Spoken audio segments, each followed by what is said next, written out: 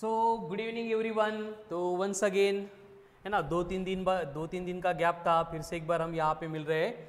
और हमने जो है लास्ट लेक्चर में कुछ बेसिक बातें डिस्कस की थी जो आपको याद होगी। जैसे कि हमने डिस्कशन शुरू किया था about very important section that is electricity. और इस इलेक्ट्रिसिटी से रिलेटेड डिस्कशन करने के लिए हमने सबसे पहले चार्ज इस कंसेप्ट को इंट्रोड्यूस किया था। चार्ज को हमने डिफाइन किया था कि चार्ज मतलब एक टेंडेंसी होती है जिसका काम होता है सराउंडिंग के स्पेस में इलेक्ट्रिक फील्ड को प्रोड्यूस करना। फिर चार्ज डिनोटेड बाय Q होता है, charge given by Q equals to N into E है। N का मतलब नंबर ऑफ इलेक्ट्रॉन्स, E का मतलब चार्ज ऑन इलेक्ट्रॉन, जो होता है 1.6 into 10 to the power -19 coulomb. Then charge का हमने ऐसा यूनिट भी देखा था कि चार्ज का ऐसा यूनिट होता है कूलम। फिर एक्चुअल में ये चार्ज इलेक्ट्रिक फील्ड कैसे प्रोड्यूस करता है ये डिस्कस करने के बाद हमने connected quantity that is electric current को इंट्रोड्यूस किया था। और इलेक्ट्रिक करंट को इंट्रोड्यूस करने के बाद हमने पहले उसको डिफाइन किया था। क्या थी इलेक्ट्रिक करंट की डेफिनेशन?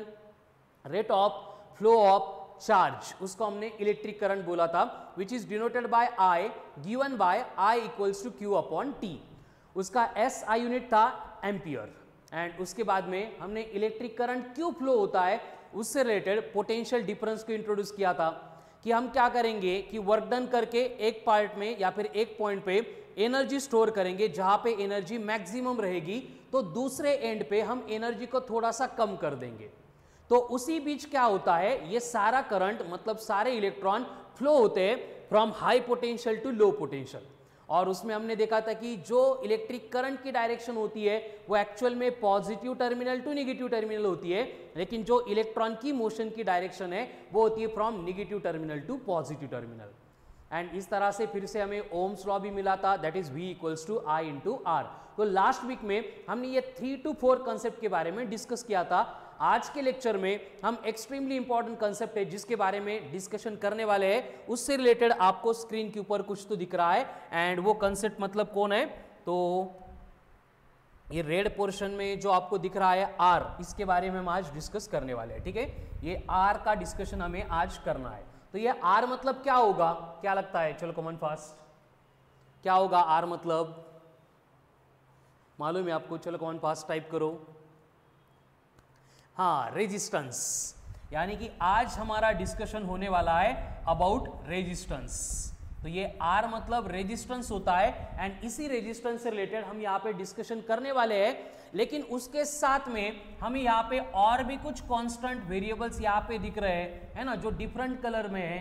तो इसका यहाँ पे जो L हम ले रहे हैं इसका मतलब होगा लेंथ। उसके बाद में ये A दिख रहा है, A का मतलब होगा एरिया। एंड ये रो मतलब जो है वो कांस्टेंट है जिसको हम बोलते हैं एज रेजिस्टिविटी। इसको हम बोलते हैं एज रेजिस्टिविटी।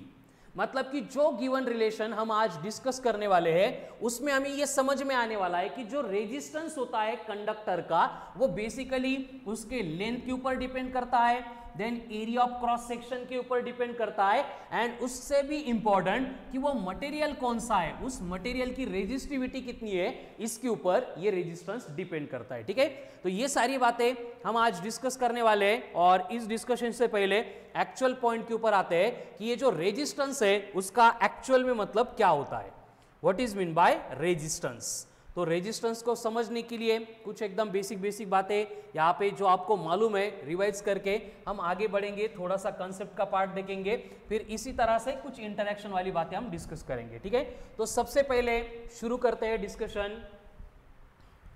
यस, करेक्ट है, रेजिस्टेंस मतलब जो इलेक्ट्रिक करंट को अपोज करता है। ठीक है, शुरू करते हैं डिस्कशन ऑफ रेजिस्टेंस।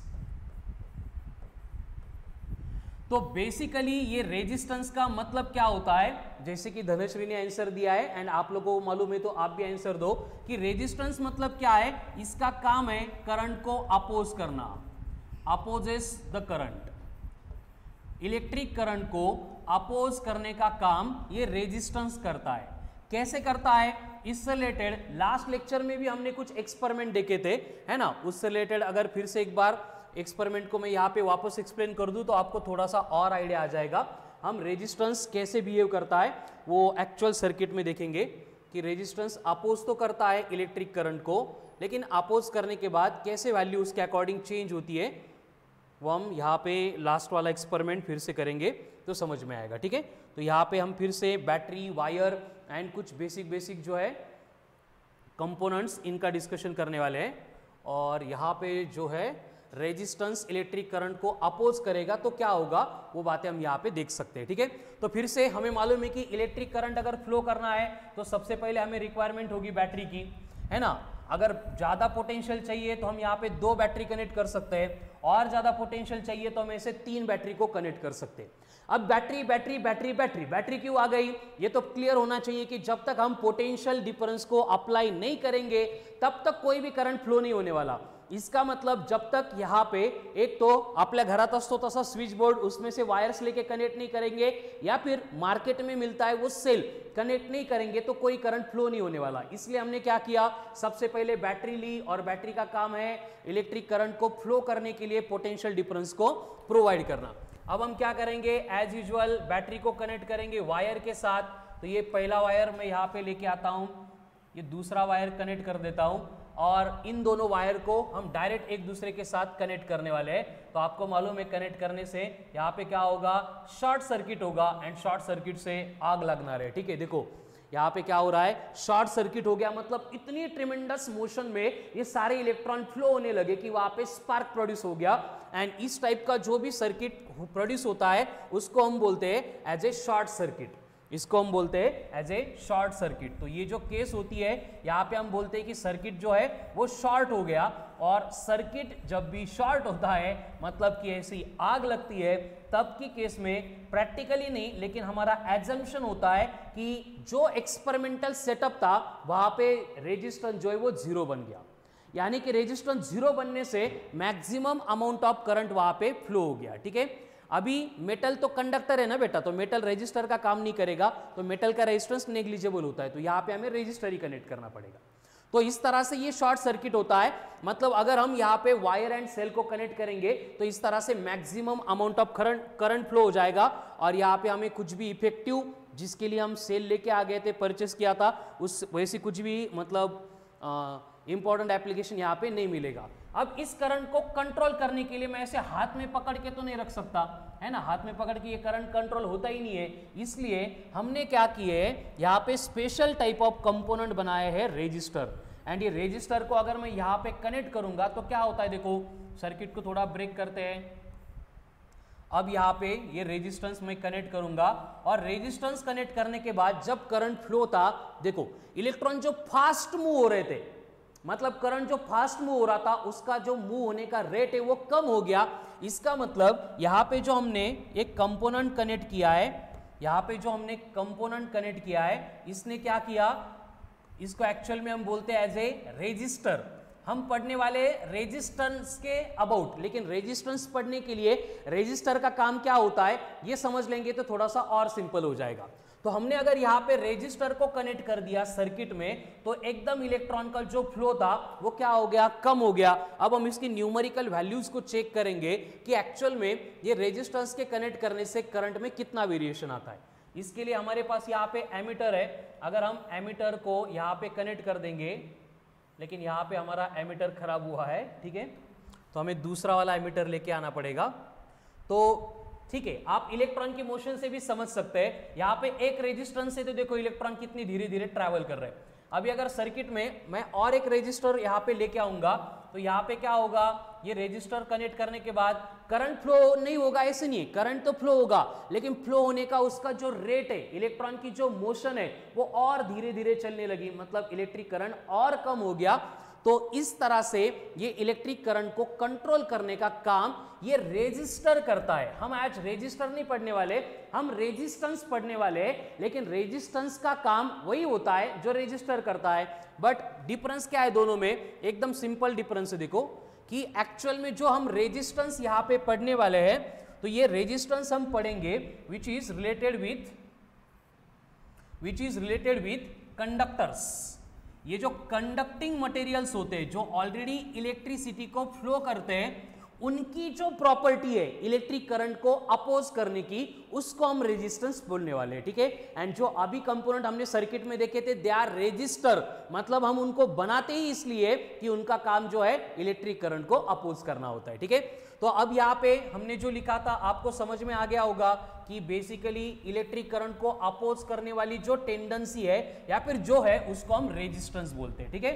तो देखो रेजिस्टर के बारे में फिर से एक बार अभी समझ में तो आ गया कि इसका काम क्या है, इलेक्ट्रिक करंट को अपोज करना, ठीक है। अब अपोज कैसे करेगा ये बात हम आज पढ़ने वाले हैं। तो पहले से इसको डिफाइन कर लेते हैं कि एक्चुअल रेजिस्टेंस मतलब क्या होता है।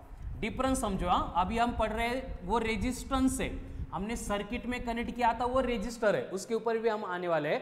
तो रेजिस्टेंस का मतलब क्या है, देखो चार्ज की तरह ये भी एक टेंडेंसी है, कोई पार्टिकल नहीं है, क्या ये टेंडेंसी है। कौन सी टेंडेंसी है, to oppose current, to oppose current. Resistance जो है बेसिकली ये टेंडेंसी है जिसका काम ही होता है इलेक्ट्रिक करंट को अपोज करना। ये रेजिस्टेंस को हम डिनोट करेंगे बाय आर, ये अल्फाबेट होगा, ये आर भी हो सकता है जो कैपिटल है या फिर कभी कभी हम स्मॉल आर भी यूज कर सकते हैं, ठीक है। तो resistance is denoted by capital R और स्मॉल आर। उसके बाद में रेजिस्टेंस कैलकुलेट करने का सबसे इनिशियल फॉर्मूला जो हमें मिलता है वो मिलता है फ्रॉम ओम्स लॉ, और ओम्स लॉ के अकॉर्डिंग हम लिख सकते हैं कि रेजिस्टेंस इक्वल्स टू होता है V अपॉन I। एंड यहाँ पे जो V आपको दिख रहा है, इस V का मतलब होता है पोटेंशियल का डिफरेंस, V का मतलब होता है पोटेंशियल का डिफरेंस। एंड जो डिनोमिनेटर में I दिख रहा है, इस I का मतलब होता है इलेक्ट्रिक करंट। यानी कि इलेक्ट्रिक करंट एंड पोटेंशियल इनको कनेक्ट करने वाली मटेरियल की जो प्रॉपर्टी है उसको हम रेजिस्टेंस बोल रहे हैं। अब इसके ऊपर से हमें फाइंड करना है कि ये रेजिस्टेंस का SI यूनिट क्या होगा। अब देखो V मतलब पोटेंशियल, उसका यूनिट हमने देखा था लास्ट लेक्चर में, वो वोल्ट था। डिनोमिनेटर में करंट है, करंट का मतलब कौन, एम्पियर। तो वोल्ट पर एम्पियर,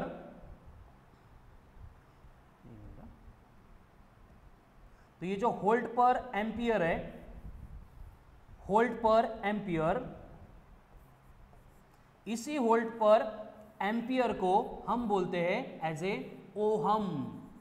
अरे ओहम का जो नोटेशन है इस तरह से भी हम यूज करते हैं, ठीक है। तो ये हो गया बेसिक इंट्रोडक्शन ऑफ रेजिस्टेंस। अब एक्चुअल में रेजिस्टेंस क्या होता है हम कंसेप्चुअली तो पढ़ने वाले हैं, लेकिन एग्जाम में जो हमें लिखना है, जो क्वेश्चन सॉल्व करने के लिए हेल्प करेगा, वो जो बोर्ड पे दिख रहा है आपको वही है। तो पहले इसको लिख लो। रेजिस्टेंस मतलब क्या है, एक टेंडेंसी है जिसका काम होता है इलेक्ट्रिक करंट को अपोज करना, इलेक्ट्रिक करंट को अपोज करना।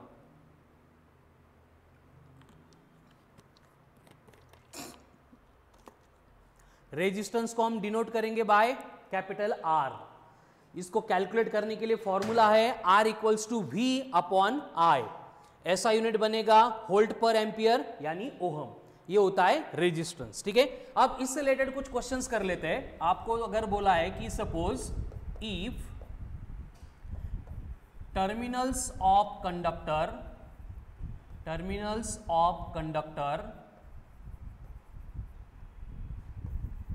Are connected to the PD का मतलब होगा potential difference of 200 volt, then 20 micro ampere, ज्यादा ही कम हो गया, माइक्रो की जगह पे मिली लेते हैं, 20 milli ampere current is flowing through it,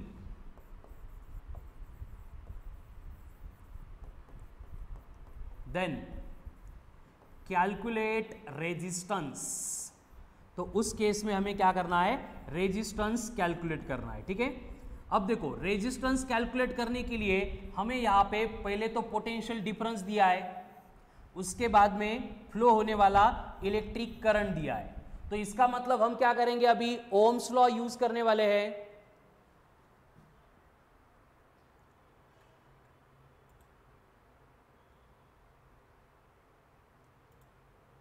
okay Shivani, लेंगे बेटा, वो भी लेंगे।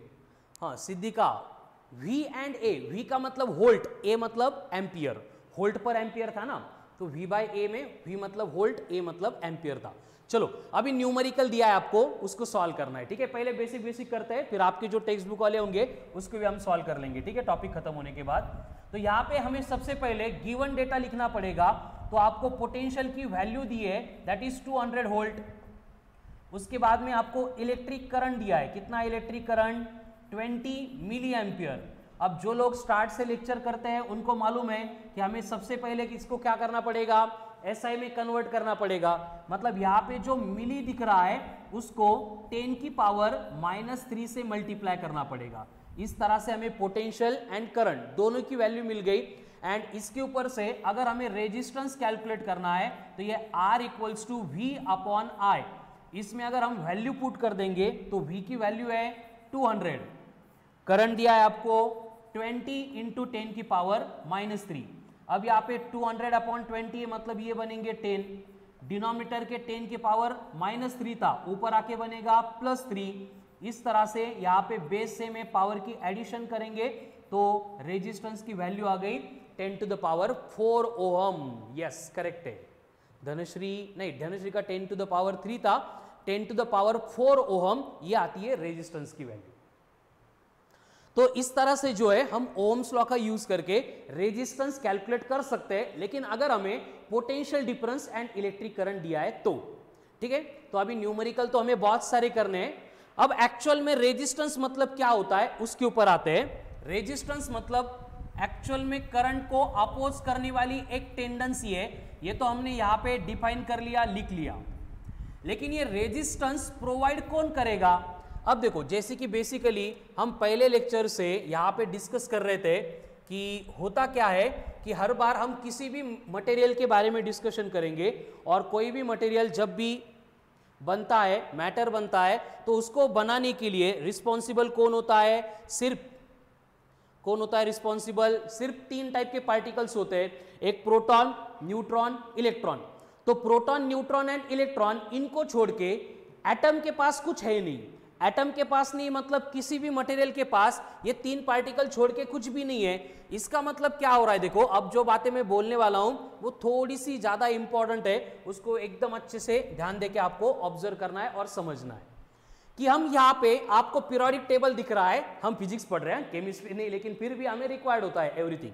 तो यहाँ पे जितने सारे एलिमेंट है, आपको मालूम होगा कि हमारा जो अब तक का, हमारा मतलब ह्यूमन बीइंग का अब तक का जो नॉलेज है उसके अकॉर्डिंग हमें इतने सारे एलिमेंट नोन है, मालूम है। और उसमें जितने सारे एलिमेंट बनते हैं उनको बनाने के लिए रिस्पॉन्सिबल जो एटॉमिक स्ट्रक्चर है वो इस तरह से होता है, जिसमें हर बार सेंटर में जो कोर है उसमें प्रोटॉन एंड न्यूट्रॉन होते हैं। देखो यहाँ पे प्रोटॉन है, यहाँ पे न्यूट्रॉन है, एंड उसके सराउंडिंग में जो ऑर्बिट दिख रहे हैं आपको यहाँ पे सर्कुलर, उसमें ये इलेक्ट्रॉन क्या करते हैं, अपनी मोशन परफॉर्म करते हैं। तो इस तरह से जो है बेसिकली, अब ये हेलियम का एटम हो गया, पहले हाइड्रोजन था, तो कोई भी अगर हम यहाँ पे एटम बनाना चाहते हैं तो हमें क्या करना पड़ेगा, 1 बाय 1 सेंटर में proton and neutron and surrounding में इलेक्ट्रॉन को इस तरह से प्लेस करना पड़ेगा। यानी कि यस साक्षी करेक्ट है, यानी कि प्रोटॉन, न्यूट्रॉन एंड इलेक्ट्रॉन, इनको छोड़ के एटम में कुछ भी नहीं है। तो अभी जो हमारा डिस्कशन चल रहा है वो चल रहा है रेजिस्टेंस के अबाउट।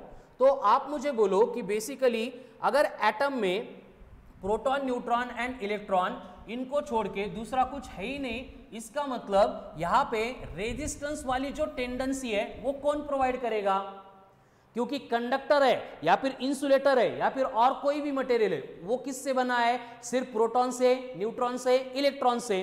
तो रेजिस्टेंस प्रोवाइड कौन करेगा, प्रोटॉन करेगा, न्यूट्रॉन करेगा, इलेक्ट्रॉन करेगा, क्या लगता है आपको। जैसे कि हमने देखा कि चार्ज प्रोवाइड कौन करता है, प्रोटॉन करता है, इलेक्ट्रॉन करता है। इलेक्ट्रिक करंट के लिए कौन रिस्पॉन्सिबल है, जब ये इलेक्ट्रॉन्स फ्लो होते हैं तब इलेक्ट्रिक करंट फ्लो होता है। उसी तरह से ये रेजिस्टेंस वाली जो टेंडेंसी है वो कौन प्रोवाइड करेगा। तो बेसिकली देखो हम रेजिस्टेंस के बारे में डिस्कस कर रहे हैं, तो होता क्या है एक्चुअल में मैकेनिज्म हम यहाँ पे देखेंगे कि जो एटॉमिक स्ट्रक्चर हम अभी देख रहे थे उसमें क्या था, एट द सेंटर इस तरह से पॉजिटिवली चार्ज न्यूक्लियस था। साक्षी न्यूट्रॉन, चलो देखते हैं कौन प्रोवाइड करेगा। सेंटर में कौन था? न्यूक्लियस था। एंड ये न्यूक्लियस के सराउंडिंग में इस तरह से सर्कुलर ऑर्बिट में इलेक्ट्रॉन क्या कर रहे थे? अपनी मोशन परफॉर्म कर रहे थे। ये इलेक्ट्रॉन के ऑर्बिट हो गए। तो ऐसे डिफरेंट ऑर्बिट में इलेक्ट्रॉन क्या कर रहे हैं? अपनी मोशन परफॉर्म कर रहे हैं। यहां पे कुछ इलेक्ट्रॉन है, इनको ऐड कर देते हैं।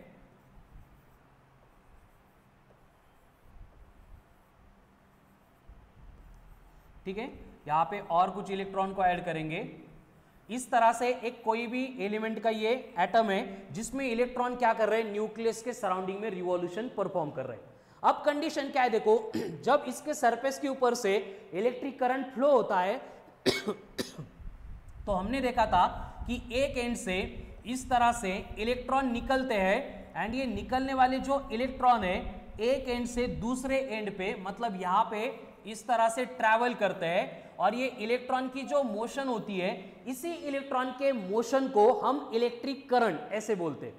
मतलब कंडक्टर के सरफेस के ऊपर से जब भी इलेक्ट्रॉन ट्रैवल करेंगे हम बोलेंगे कि वहां पे इलेक्ट्रिक करंट फ्लो हो गया। लेकिन एक्चुअल में जब ये इलेक्ट्रॉन एक एंड से, मैं इसको ए बोल देता हूं, दूसरे एंड पे जिसको हम बी बोल रहे हैं, इलेक्ट्रॉन ट्रैवल करते हैं, तो उनके ट्रैवलिंग के अलोंग होता क्या है देखो, जैसे कि ये इलेक्ट्रॉन आ रहा था तो ये रिवॉल्विंग इलेक्ट्रॉन इसके पाथ में आ गया। अब देखो ये भी इलेक्ट्रॉन है, ये भी इलेक्ट्रॉन है, मतलब दोनों के चार्ज कैसे हो गए? लाइक हो गए। एंड हमें मालूम है कि लाइक चार्ज एक दूसरे को क्या करते हैं? रिपेल करते हैं। इसलिए इन दोनों इलेक्ट्रॉन में रिपल्शन होगा। इन दो इलेक्ट्रॉन्स में क्या होगा? रिपल्शन होगा। एंड उस रिपल्शन की वजह से ये इलेक्ट्रॉन यहां पे अटक जाएगा, यहां पे रुक जाएगा। अगर ये इलेक्ट्रॉन यहां पे रुक गया, उससे क्या होगा? उसी तरह की सिचुएशन इस इलेक्ट्रॉन की भी होगी। मतलब प्रैक्टिकली देखो, हमारे पास कितने इलेक्ट्रॉन थे? 1 2 3 4 5 6 7 8 9 10, और उसमें से ये रिवॉल्विंग इलेक्ट्रॉन ने रोकने के बाद 1 2 3 4 5 6 सिर्फ 6 इलेक्ट्रॉन यहां पे आ गए।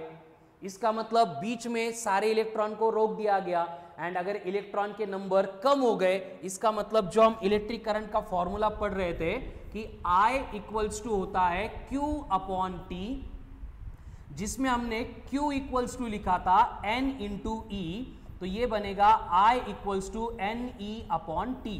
मतलब कि इलेक्ट्रिक करंट जो है वो कितने नंबर ऑफ इलेक्ट्रॉन आते हैं इनके ऊपर डिपेंड करता है। अगर इलेक्ट्रॉन के नंबर कम हो गए, इसका मतलब इलेक्ट्रिक करंट क्या होगा? कम होगा। इस तरह से यहां पे जो रेजिस्टेंस वाली प्रॉपर्टी है वो प्रोवाइड करने के लिए रिस्पॉन्सिबल कौन है? ये रिवॉल्व होने वाले इलेक्ट्रॉन, जिनको हम बोलते हैं एज रिवॉल्विंग इलेक्ट्रॉन। तो क्लियर हो गया रेजिस्टेंस। फिर रेजिस्टेंस का मतलब क्या होता है कि एक टेंडेंसी है जिसका काम है इलेक्ट्रिक करंट को अपोज करना। कैसे अपोज होता है? सीधा सीधा इस तरह से आने वाले इलेक्ट्रॉन को ये एटम के रिवॉल्विंग इलेक्ट्रॉन अपोज करेंगे, और इस अपोज के वजह से जो एक्चुअल इलेक्ट्रॉन के नंबर दूसरे साइड में आने चाहिए थे उतने इलेक्ट्रॉन आएंगे नहीं। इलेक्ट्रॉन के नंबर कम हो जाएंगे, मतलब यहां पे इलेक्ट्रिक करंट क्या होगा? कम हो जाएगा। इस तरह से ये रेजिस्टेंस वाली टेंडेंसी वर्क करती है।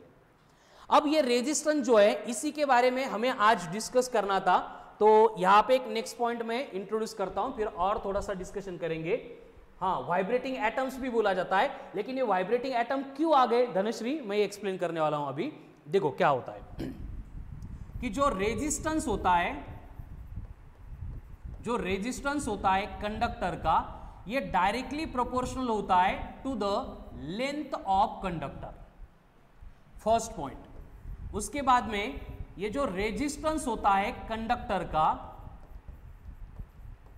ये इनवर्सली प्रोपोर्शनल होता है to the area of cross section से। और इन दोनों का अगर कंबाइन करेंगे तो हमें यहां पे इक्वेशन मिलता है कि जो कंडक्टिंग मटेरियल का रेजिस्टेंस है ये डायरेक्टली प्रोपोर्शनल होता है to the length upon area से, लेंथ अपॉन एरिया से। एंड जैसे कि हम बचपन से पढ़ रहे हैं कि प्रोपोर्शनलिटी साइन आ गया, उसको निकालने के लिए हमें कांस्टेंट लगता है, तो हम फाइनली यहां पे कांस्टेंट लेके आएंगे। तो ये इक्वेशन बनेगा R इक्वल्स टू ये rho into L upon A। And ये जो सिंबल है ग्रीक अल्फाबेट, इसका मतलब होता है रो। एंड ये रो यहां पे रिप्रेजेंट करता है रेजिस्टिविटी ऑफ द मटेरियल। अब ये रेजिस्टिविटी मतलब क्या होता है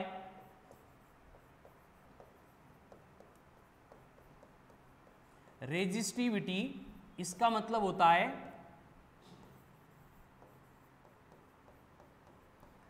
एबिलिटी ऑफ मटेरियल, मतलब ये मटेरियल की प्रॉपर्टी हो गई टू अपोज द करंट, कि गिवन मटेरियल इलेक्ट्रिक करंट को कितना अपोज करेगा, ये हो गया रेजिस्टिविटी।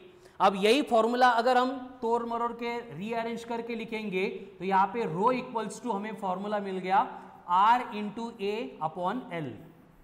यही से अगर हम रेजिस्टिविटी का यूनिट लेके आएंगे तो देखो R मतलब रेजिस्टेंस, इसका यूनिट ओहम, A मतलब एरिया, उसका यूनिट मीटर स्क्वायर, लेंथ मतलब उसका यूनिट मीटर, तो यहाँ पे 1 मीटर कैंसल होके हमें रेजिस्टिविटी के लिए यूनिट मिलेगा ओहम इंटू मीटर। देखो बोर्ड पे जो दिख रहा है वो फॉर्मूले, वो इक्वेशंस थोड़े से ज्यादा इंपॉर्टेंट है आपके बोर्ड के लिए भी, एंड आगे हमें 11th में भी रिक्वायर्ड रहेंगे, तो इसको ध्यान से देखो स्टेप बाय स्टेप।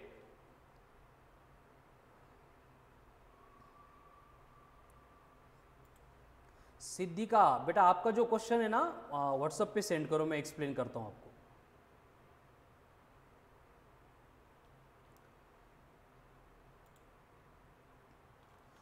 चलो, तो बेसिकली हमने यहाँ पे डिस्कशन शुरू किया था आज एक न्यू पॉइंट के अबाउट, यहाँ पे न्यू पॉइंट रेजिस्टेंस। रेजिस्टेंस मतलब होता क्या है, हमने पहले डिफाइन किया कि एक टेंडेंसी है जिसका काम है इलेक्ट्रिक करंट को अपोज करना। फिर वो कैलकुलेट कैसे करते हैं, उसके लिए हमने देखा कि R इक्वल्स टू होता है V अपॉन I, फिर उसका यूनिट मिल गया ओहम। फिर आगे हमने डिस्कस किया कि एक्चुअल में ये रेजिस्टेंस वाली टेंडेंसी प्रोवाइड कौन करता है। उसके लिए हमें यहाँ पे समझ में आ गया कि जैसे ये एटम रास्ते में बैठा था, इसने क्या किया, मूव होने वाले कुछ इलेक्ट्रॉन को रोक दिया। इलेक्ट्रॉन रोक दिए गए मतलब यहाँ पे आने वाले इलेक्ट्रॉन के नंबर कम हो गए, इलेक्ट्रॉन के नंबर कम हो गए यानी हमारा इलेक्ट्रिक करंट कम हो गया। अब इलेक्ट्रिक करंट कम करने वाली टेंडेंसी को हमने रेजिस्टेंस बोला। अब आगे हमने देखा कि ये जो रेजिस्टेंस होता है ये मटेरियल की लेंथ के ऊपर, उसके बाद एरिया के ऊपर डिपेंड करता है। फिर इनकी डिपेंडेंसी स्टडी करने के बाद हमें यहाँ पे फॉर्मूला मिला और वो है R equals to rho into L upon ए।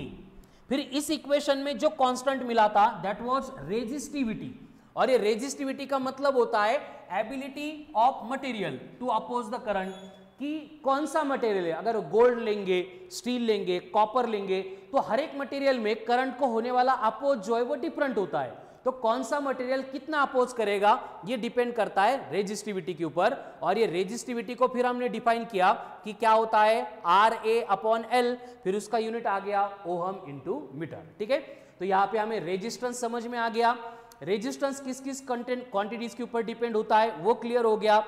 मतलब कि देखो इस तरह से ये वर्क करता है कि एक्चुअल रेजिस्टेंस लेंथ एंड जो एरिया क्रॉस सेक्शन है उसके अकॉर्डिंग वेरी कैसे होता है। एकदम सिंपल कंसेप्ट है जो हमने देखी थी, यहाँ पे उसको आप देख सकते हो कि कंडक्टर की लेंथ एंड एरिया बढ़ने से एक्चुअल में क्या मैकेनिज्म चेंज होता है। वैष्णवी आप ग्रुप में नहीं हो क्या बेटा?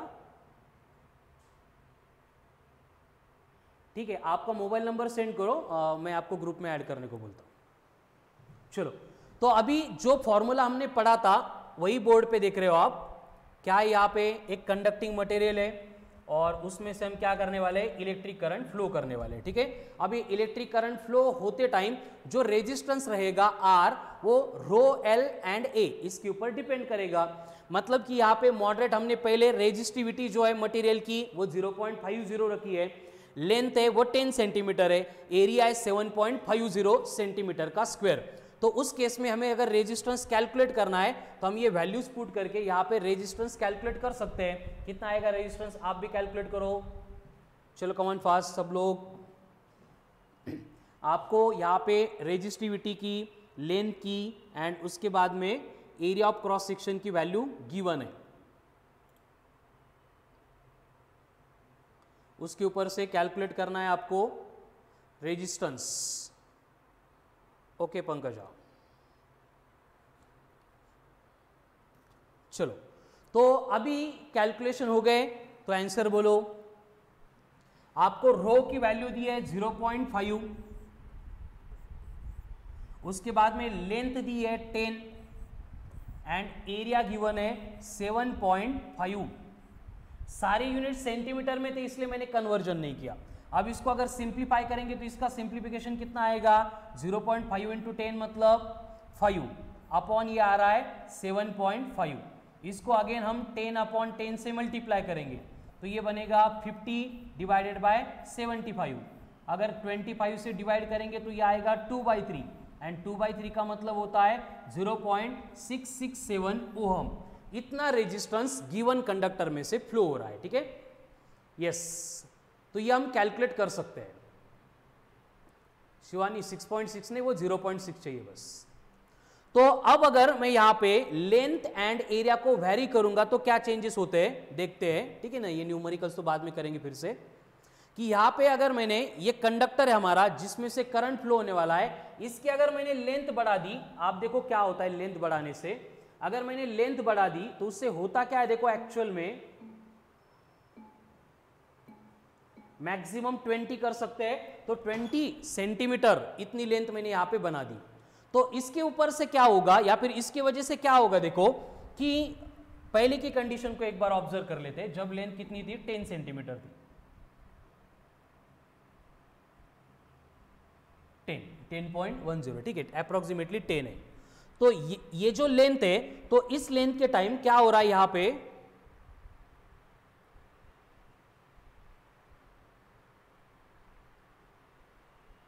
एक मिनट,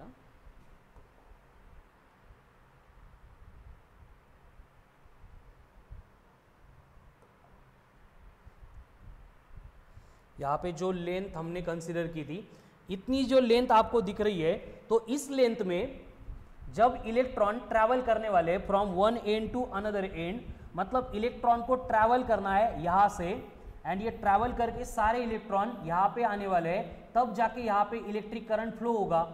लेकिन कंडीशन क्या है देखो, कि ये इलेक्ट्रॉन जब आएंगे तो इनके पाथ में इनके साथ कोलाइड करने के लिए जो इलेक्ट्रॉन्स है वो सिर्फ इस रीजन में जो एटम्स प्रेजेंट है उस एटम के रिवॉल्विंग इलेक्ट्रॉन थे। लेकिन जैसे हम यहाँ पे लेंथ को चेंज करेंगे तो लेंथ के चेंज करने से क्या होगा देखो, अगर मैं यहाँ पे थोड़ी सी लेंथ बढ़ा दूंगा लेकिन थोड़ी सी नहीं, पूरी की पूरी डबल कर दूंगा, तो अब जाके क्या होगा, ये लेंथ के मैंने डबल करने से अब जो इलेक्ट्रॉन ट्रैवल करने वाले थे from this end to this end, अब उनका रास्ता और भी मुश्किल हो गया है ना, इनकी पवन खिंड और बड़ी हो गई। तो इसका मतलब क्या होगा, ये इलेक्ट्रॉन जब जाएंगे तो रास्ते में जो एटम या फिर उसके रिवॉल्विंग इलेक्ट्रॉन आने वाले थे उनके नंबर बहुत ज़्यादा बढ़ गए। इसका मतलब ये रेजिस्टेंस जो है वो लेंथ के ऊपर डिपेंड करेगा, जैसे लेंथ बढ़ेगी वैसे रेजिस्टेंस यहाँ पे बढ़ जाएगा, ठीक है। जैसे लेंथ बढ़ेगी वैसे रेजिस्टेंस क्या होगा, इंक्रीज हो जाएगा। अब इसी तरह से हम ये मैकेनिज्म पढ़ने वाले फॉर एरिया आल्सो। अब एरिया के साथ क्या होता है वो देखते हैं, ठीक है।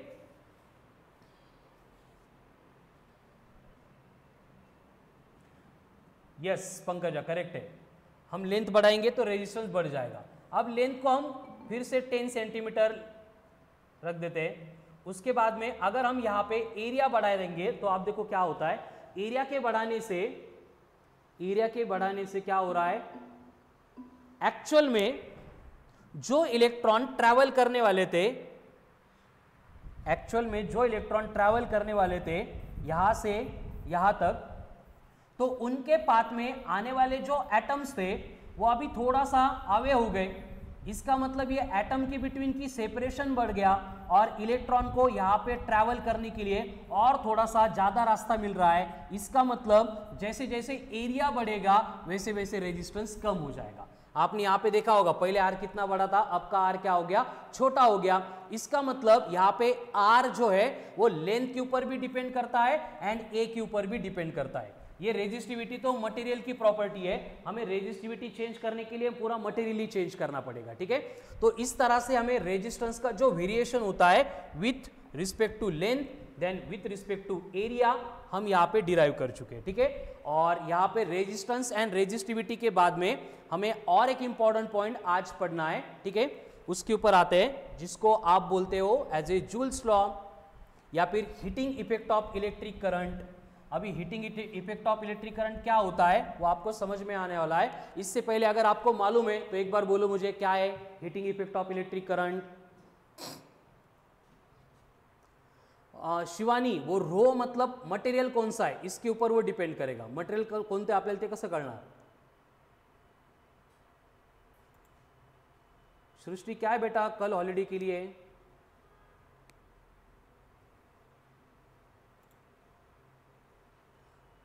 चलो come on fast.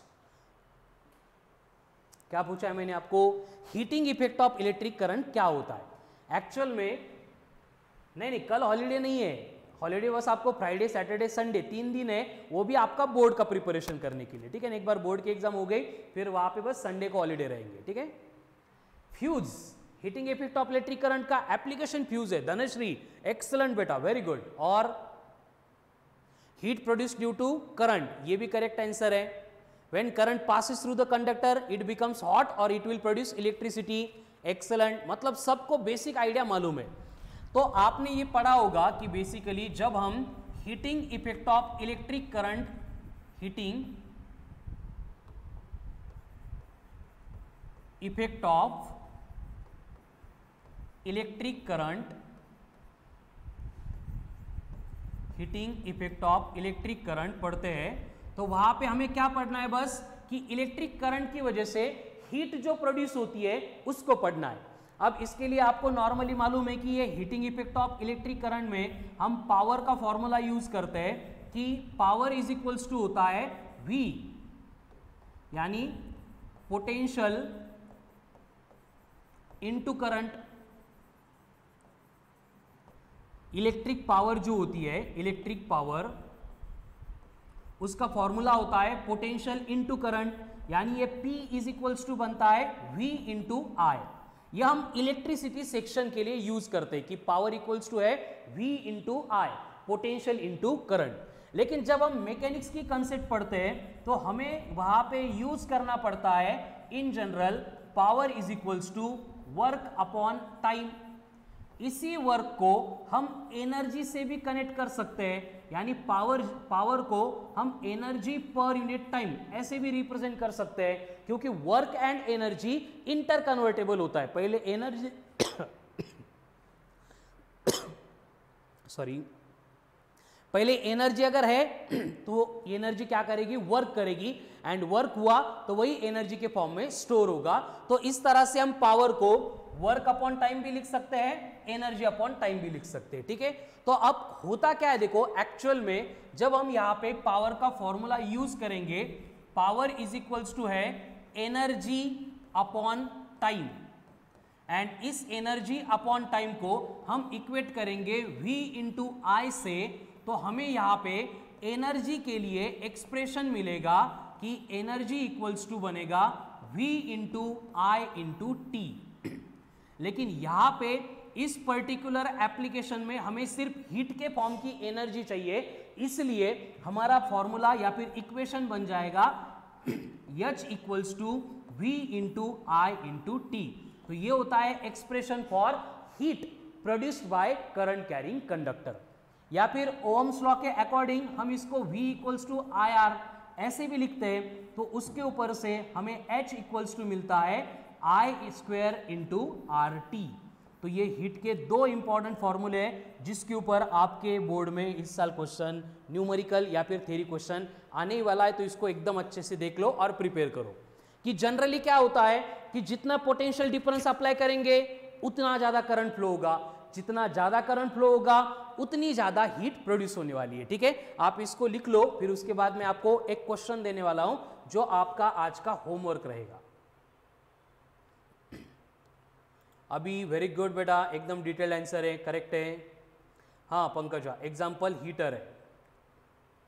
Krishna correct है बेटा।